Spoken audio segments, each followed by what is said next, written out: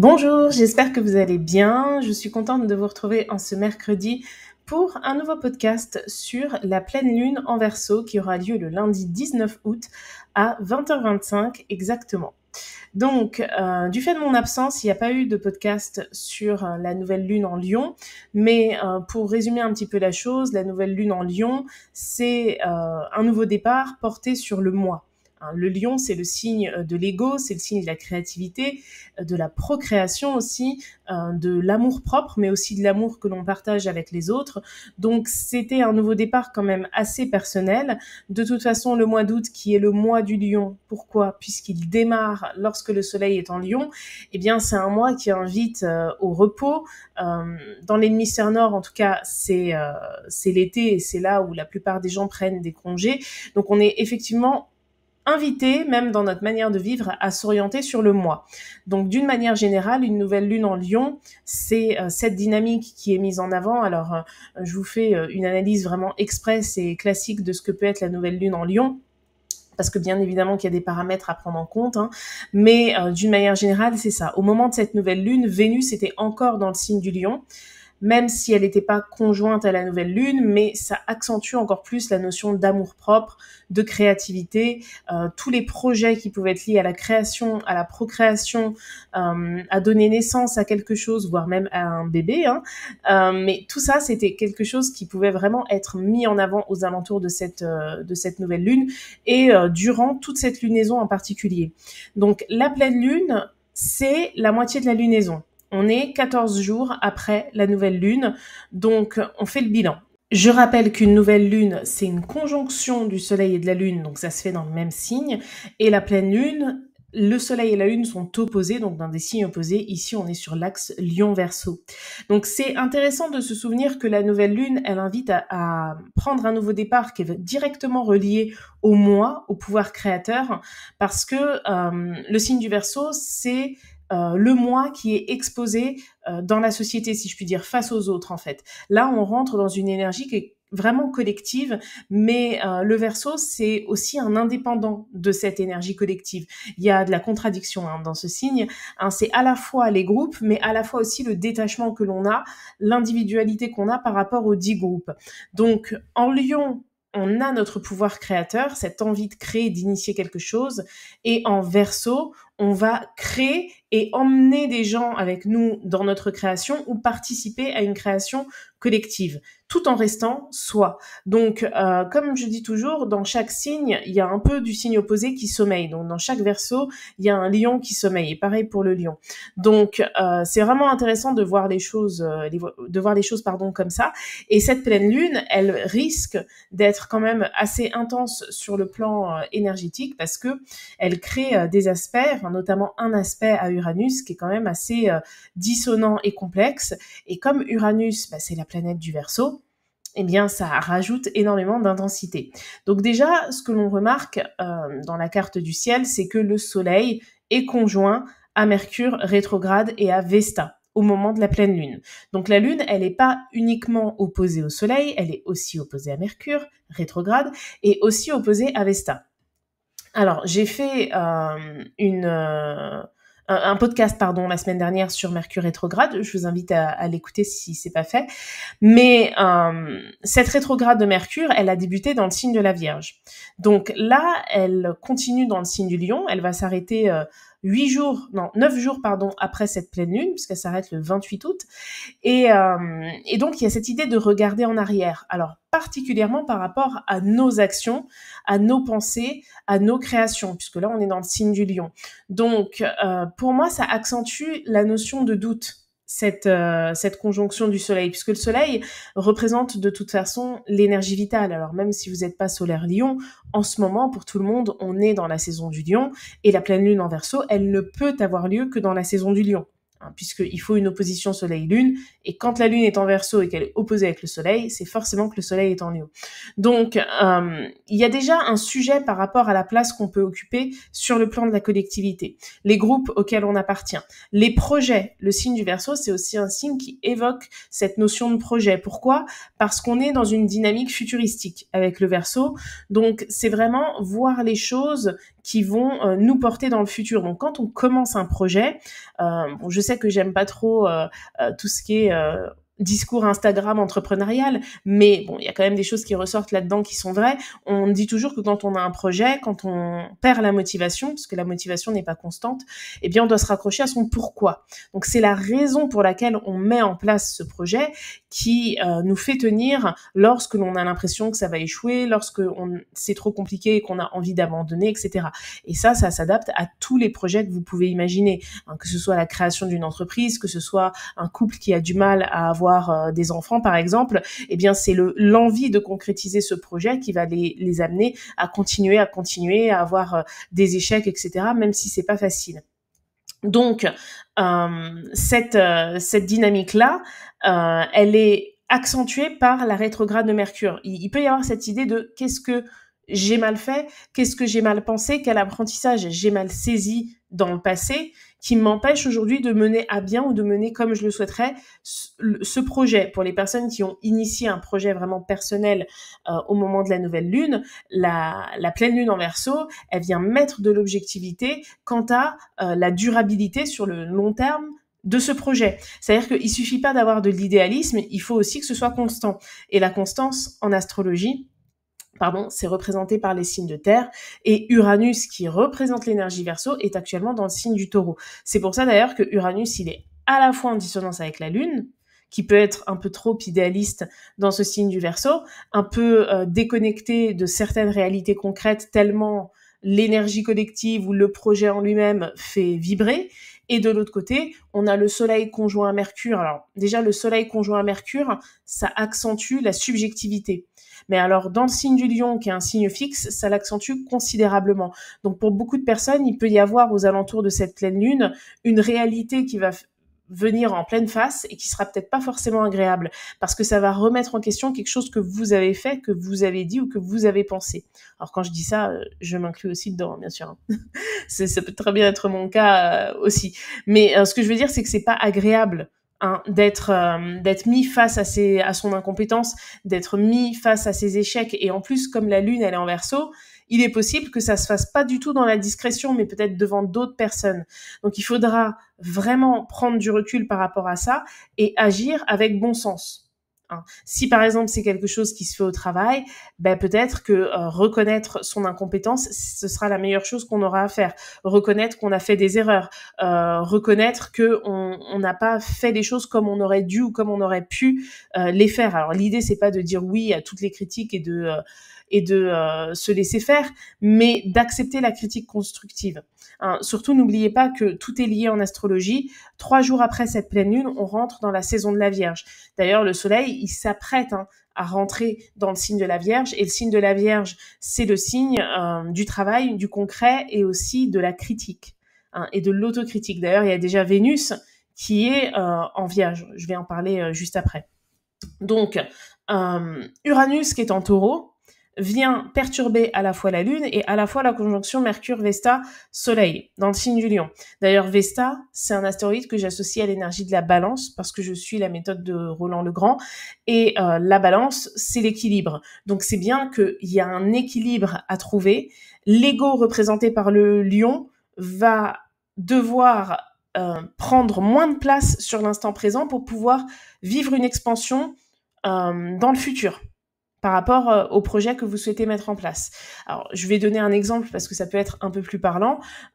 Quelqu'un qui fait mal quelque chose, par exemple, je saurais pas, on peut prendre l'exemple d'un couple, voilà, monsieur fait mal le ménage, bon, c'est très bateau comme exemple, mais voilà, monsieur fait mal le ménage et madame lui dit, ok, monsieur en prend un coup dans son ego parce que c'est jamais agréable pour personne d'entendre dire tu fais mal, mais baisser son ego sur l'instant et accepter ça quand on lui propose une solution plus facile, par exemple pour nettoyer la cuisine, j'en sais rien, je dis n'importe quoi, eh bien, ça permettra par la suite de faire mieux les choses. Donc, il faut accepter, et tout le monde n'est pas capable de ça, et je sais que dans l'exemple que je viens de donner, ça doit en faire sourire beaucoup entre vous, parce que je sais qu'il y a majoritairement des femmes qui m'écoutent, et dans ce cas de figure-là, très souvent, la personne en face, son ego prend toute la place, et juste parce qu'on a donné un conseil pour aider à l'amélioration de la vie de cette personne, ça peut être pris comme, puisque je suis nulle, je fais pas.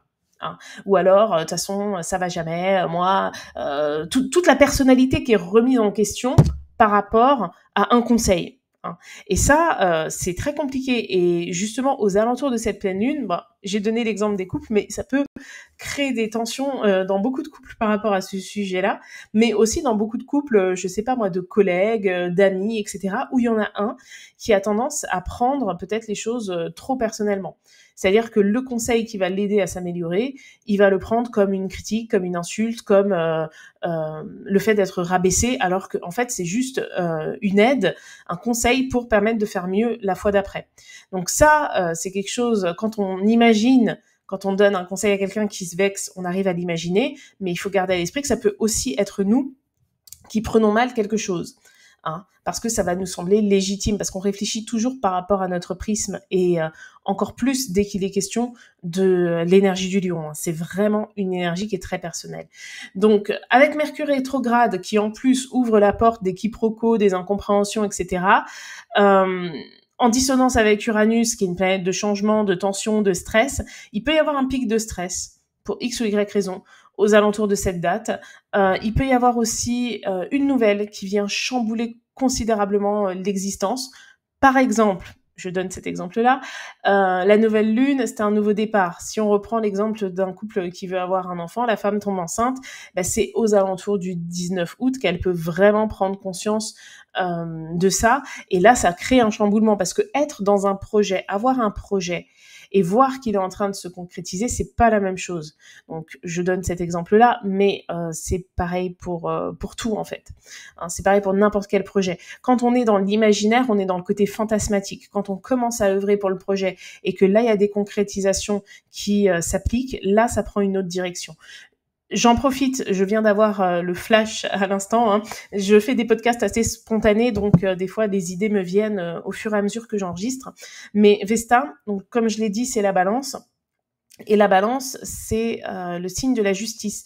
Donc tout ce qui peut être relié à des questions juridiques, des questions administratives, ça peut être très important aux alentours de cette pleine lune. Bien évidemment, semaine du 19 août, donc une semaine où les administrations vont être très très lentes, mais il faudra pas hésiter à se mettre un rappel, il faudra pas hésiter à engager des choses sur le plan administratif pour les personnes qui seront concernées. Pas de procrastination par rapport à ça, parce que la dissonance à Uranus, elle crée effectivement une bulle de stress et un besoin de changement, d'innovation. Enfin, c'est une planète qui est quand même assez reliée à la notion de vitesse. Et la notion de vitesse, elle est aussi présente à un autre endroit au moment de cette pleine lune, c'est dans le signe des Gémeaux. Parce que dans le signe des Gémeaux, on a Jupiter et Mars qui sont conjoints. Alors la conjonction parfaite, elle sera passée, puisque comme vous le voyez sur la carte, Mars est déjà à 19 degrés Gémeaux, alors que Jupiter est toujours à 17 degrés, mais 2 degrés d'orbe, c'est-à-dire 2 degrés d'écart, c'est toujours une très belle conjonction. Et contrairement à Uranus, cette conjonction, elle soutient le Soleil et Mercure dans le signe du Lion. Donc il y a cette forme d'optimisme qui sera présent. Jupiter et Mars, ce sont des planètes qui sont associées à des signes de feu. Donc le Sagittaire pour Jupiter et le Bélier pour Mars. Le Soleil est lui-même associé au signe du Lion, hein. Donc là, on a les 3 astres qui représentent les signes de feu qui sont en harmonie. Donc ça laisse vraiment sous-entendre qu'il y a des grandes capacités de réalisation personnelle, mais il y a aussi une grande capacité à n'écouter que soi et à n'en faire qu'à sa tête. Et si vous remarquez bien, Mars et Jupiter sont en dissonance avec Saturne. Et Saturne, c'est la structure. Donc, il faudra quand même faire preuve de prudence. Vous voyez, par exemple, pour des questions juridiques, ça ne veut pas dire qu'il faut signer un contrat hyper rapidement. Non, ça veut dire qu'il faut quand même prendre le temps. On n'oublie pas que le signe du Lion, c'est un signe fixe, hein. De lui-même, c'est pas un signe qui est rapide. Ce qui accélère le processus par rapport à l'énergie du Lion et l'énergie du Moi ici, c'est déjà la présence de Mercure proche du Soleil, la dissonance avec Uranus qui donne une dose de stress, et le soutien de Jupiter et Mars qui pousse à agir. Alors, c'est une harmonie, hein, ça veut pas dire que ça va mal se passer, mais ça veut dire que il peut y avoir cette idée d'aller trop vite, là où Jupiter, il y a les excès, Et je sais pas si je l'ai déjà dit dans une vidéo YouTube, mais c'est quelque chose que je dis souvent quand je donne des cours. Une conjonction, c'est un mélange des énergies. C'est-à-dire que la conjonction Mars-Jupiter, c'est un mélange de ce que symbolise Mars, l'individualité, l'action, le courage, etc., et de ce que symbolise Jupiter, l'expansion, l'apprentissage, etc. Jupiter, c'est une planète d'excès. Dès qu'il y a conjonction à Jupiter, il peut y avoir une manière excessive ici d'agir, puisque Mars, c'est la planète de l'action. Donc, même si la conjonction, je sais que c'est un aspect qu'on ne va jamais qualifier de dissonant, ça peut apporter quelque chose de dissonant. Saturne, par exemple, si vous avez le Soleil conjoint à Saturne, ça apporte forcément un frein, ça apporte forcément des blocages à un moment donné sur quelque chose. On peut avoir une personnalité, même si on a le Soleil en Bélier, si on a Saturne conjoint au Soleil, ça donne alors oui de la maturité et de la sagesse, mais ça peut aussi donner de la fermeture d'esprit, ça peut aussi amener beaucoup d'épreuves dans la vie, faire en sorte que l'on se crée aussi beaucoup d'épreuves, par exemple. Donc une conjonction, c'est pas forcément hyper génial tout le temps, quoi. Enfin, en termes d'analyse. Après, il n'y a pas de super placement et de placement horrible dans un thème. Il n'y a que des placements qui vont tous ensemble et qui décrivent une personnalité. Mais gardez à l'esprit que là où il y a conjonction avec Jupiter, il y a tendance à l'excès. Et un excès d'action, en plus on est dans le signe des Gémeaux, qui est un signe très vif, qui est un signe qui représente la communication. L'excès peut aussi être dans la parole. Et il vaut mieux éviter de déballer par exemple tous ses secrets ou de prendre de grandes décisions, de faire même des grandes promesses sous le coup de l'optimisme, surtout quand Mercure est rétrograde. Il y a une expression, alors je ne saurais pas la reciter exactement, mais en gros, ça veut dire que quand on est trop joyeux, quand on est en colère, il ne faut pas prendre de décision, ou quand on est triste. Parce que, en gros, la traduction, c'est quand on est dans un pic émotionnel, que ce soit une émotion positive ou une émotion négative, c'est pas le moment où on doit prendre des décisions. Parce que on est dans une forme de subjectivité totale. Et ici, ce qui est intéressant, c'est que la Lune, qui représente la sphère émotionnelle, elle est dans le signe du Verseau. Et le signe du Verseau, pour moi, c'est vraiment le signe qui est le plus détaché de la sphère émotionnelle. Mais vraiment, ça ne veut pas dire qu'il ressent rien, mais encore plus que le Capricorne, parce que le Capricorne, il les contient, les émotions. D'ailleurs, le Capricorne, c'est un grand sensible dans le fond, parce qu'il est opposé au Cancer. Et ce que je vous disais tout à l'heure, dans chaque signe, il y a un peu de son signe opposé. Dans chaque Capricorne, il y a un peu de Cancer. Le Verseau, il est vraiment détaché de la sphère émotionnelle. Donc, dans son énergie, ça ne veut pas dire que toutes les personnes Verseau sont comme ça. On peut très bien être Verseau et avoir la Lune en Cancer, par exemple. Mais ce que je veux dire, c'est que une pleine Lune en Verseau, elle invite à tout sauf à s'attarder sur l'aspect émotionnel. Alors, ça ne veut pas dire que si on est mal, il faut pas le prendre en compte, mais ça veut dire que dans ce cas-là, il faut séparer ça de tout ce qui est relié aux actions que l'on doit mettre en place pour un projet personnel, professionnel, peu importe. C'est-à-dire que là, tomber dans la subjectivité, c'est pas ce qui va aider. Et le message est aussi porté par la présence d'Uranus en Taureau, parce que le signe du Taureau, c'est un signe qui est en quête de sens, en quête de bon sens même. On a Vénus aussi, au moment de cette pleine lune qui est dans le signe de la Vierge, un Vénus qui parle d'amour quand même. On a une nouvelle lune en Lion avec Vénus qui était en Lion. Là, au moment du bilan, des 14 premiers jours de cette lunaison, Vénus, elle est en Vierge. Alors, elle n'est pas encore en harmonie avec Uranus, mais ça ne saurait tarder. Par contre, elle est en dissonance avec Jupiter et Mars. Donc, elle aussi, elle invite à ne pas tomber dans le piège du grand optimisme pour prendre une décision, peu importe laquelle. Par exemple, il y a combien de personnes qui sont en couple depuis longtemps, par exemple, et qui, je sais pas, au travail, vont flirter avec un collègue, vont franchir la limite et vont avoir envie de tout envoyer valser parce que, purée, mais c'est mieux. Mais en fait, c'est une illusion. C'est-à-dire que on peut pas comparer une relation, par exemple, de 10 ans avec quelqu'un, avec tout ce que ça implique dans la relation, parce que en 10 ans avec une personne on traverse des hauts et des bas, et je parle pas que du couple, je parle de la vie avec la famille, avec les enfants s'il y en a, avec les carrières professionnelles, etc., les déménagements, les emménagements, etc. C'est rempli d'embûches. la vie. Déjà, même la vie, pour un individu tout seul, elle est remplie d'embûches. Donc, quand ça fait 10 ans qu'on vit avec quelqu'un, on a traversé des choses avec cette personne. C'est pas possible de comparer ça à 15 jours de fantasme avec le collègue ou la collègue, par exemple. Donc, quand on prend des décisions comme ça sous le coup de l'émotion, mais qu'est-ce qui se passe? Il y a tellement de personnes qui ont vécu ce genre de choses-là, qui ont quitté toute leur vie pour une autre personne, et puis au bout de 6 mois, en fait, ça va pas. Et après, elles regrettent. Parce que les décisions, elles n'ont pas été prises avec le cerveau. Elles ont été prises avec le cœur, avec les émotions. Et les émotions et le cœur fonctionnent sur l'instant T. Les ressentis, c'est ce qu'on ressent là tout de suite. Donc, on ne peut pas prendre des décisions pour le futur avec uniquement ce que l'on ressent. Ça doit jouer, bien sûr, si vous montez un projet et que ça vous fait vibrer, que d'y penser, ça vous met en joie, forcément. Si vous êtes sur un projet pro qui vous fait pleurer à chaque fois que vous devez travailler dessus, forcément, c'est un signe. Mais ce que je veux dire, c'est que les deux doivent être quand même un minimum en harmonie pour pouvoir faire perdurer ça sur le long terme. Si il y a que l'idéalisme, l'espoir, l'optimisme qui porte le projet, ça va se casser la gueule.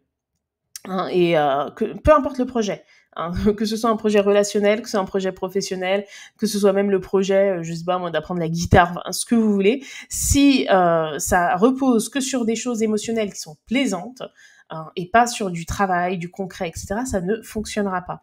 Et je pense que là, cette pleine lune, c'est vraiment ce vers quoi elle veut nous ramener. En plus, je trouve personnellement que au niveau général, ça coïncide quand même pas mal avec ce qu'on vit là avec les Jeux Olympiques. Bon, cette pleine lune, elle arrive 8 jours après la fin des Jeux Olympiques, mais on voit que ça a mis quand même dans une dynamique de relâchement. Moi, je le vois, enfin, après, je suis passionnée de sport et tout, j'aime beaucoup regarder les épreuves sportives, mais vous voyez, des fois, pendant que je travaillais, j'étais sur le replay du direct de France TV, on était 100 000 à chaque fois, quoi. Donc, je me disais, purée, mais les gens, ils sont au bureau et ils regardent ça, mais c'est sûr qu'il y a plein de personnes pour qui ça a fait ça. Et puis, de toute façon, même s'il n'y avait pas les Jeux Olympiques, on est dans la période estivale. Enfin, je veux dire, cette pleine lune, elle arrive le lendemain de la semaine du 15 août, c'est pas la semaine la plus travaillée en France, quoi.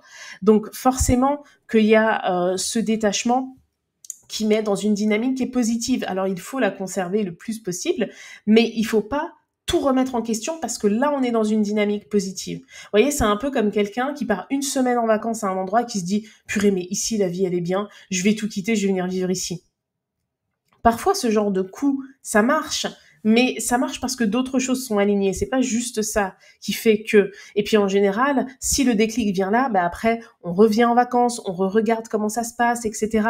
On prépare les choses. Après, on peut vivre aussi des choses sur un coup de tête. Il y a certaines choses qui doivent être vécues comme ça, mais ça, une fois de plus, ça dépend de votre vie. Si par exemple vous avez 3 enfants qui sont scolarisés, je pense qu'on peut pas décider comme ça du jour au lendemain de tout envoyer valser, de dire à son conjoint tu changeras de job, etc. On fait ça.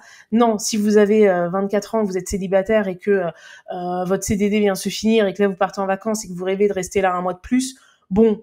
Vous voyez ce que je veux dire? Tout est à adapter aussi en fonction de votre vie. Je peux pas faire une analyse personnalisée pour tout le monde, mais une fois de plus, tout ça c'est aussi du bon sens. Donc voilà, pour moi cette pleine lune, elle va être très intéressante par rapport à tout cela. Et avec Vénus en Vierge, sachant qu'on entre après dans la saison de la Vierge, Vénus qui se rapproche d'ailleurs de la lune noire. Peut-être que je ferai une vidéo sur ça. Ça va chercher vraiment des choses en termes d'amour. Alors dans le signe de la Vierge, on est aussi porté sur les questions de santé, on est porté sur le côté utile, donc le fait de se sentir utile va être très important, je pense, pour beaucoup de personnes à la rentrée. Donc on peut pas tout miser sur uniquement de la joie qui est passagère. C'est-à-dire qu'il faut prendre en compte la globalité des choses. Alors c'est pas du tout un discours négatif, que je suis pas en train de dire que les projets peuvent pas se réaliser, etc. Mais au contraire, justement, pour réaliser les projets, peu importe lesquels, il faut avoir toujours le bon équilibre entre le côté rationnel, mais qu'il ne soit pas trop rationnel, parce que sinon ça bloque le flow créateur, ça bloque aussi l'idéalisme qui est nécessaire, le fait d'avoir une vision, mais si on n'est que dans le côté vision, idéalisme, créativité, et que le côté rationnel est oublié, ça ne fonctionne pas non plus. Et rappelez-vous ce que je vous ai dit, cette pleine lune, elle se fait en opposition à Vesta. Donc ça demande aussi de l'objectivité par rapport à la notion d'équilibre qui est représentée par Vesta. Et à mon sens, cet équilibre, c'est vraiment entre le moi, ce dont j'ai envie, ce que je suis capable de créer, etc., le lion, et le Verseau, les projets, comment les faire durer dans le temps, comment aussi évoluer en communauté. Si le projet est un projet professionnel, par exemple, ça va forcément vous impliquer du relationnel avec d'autres personnes, que ce soit des clients, des prospects, des collègues, un patron, enfin, peu importe. Ça va forcément vous relier à d'autres personnes. Et ça aussi, c'est quelque chose qui est important de prendre en compte dès la naissance du projet. Voilà. Bon, écoutez, j'ai terminé ce podcast. J'espère qu'il vous a plu. N'hésitez pas à laisser des commentaires et je vous dis à mercredi prochain pour un nouveau podcast.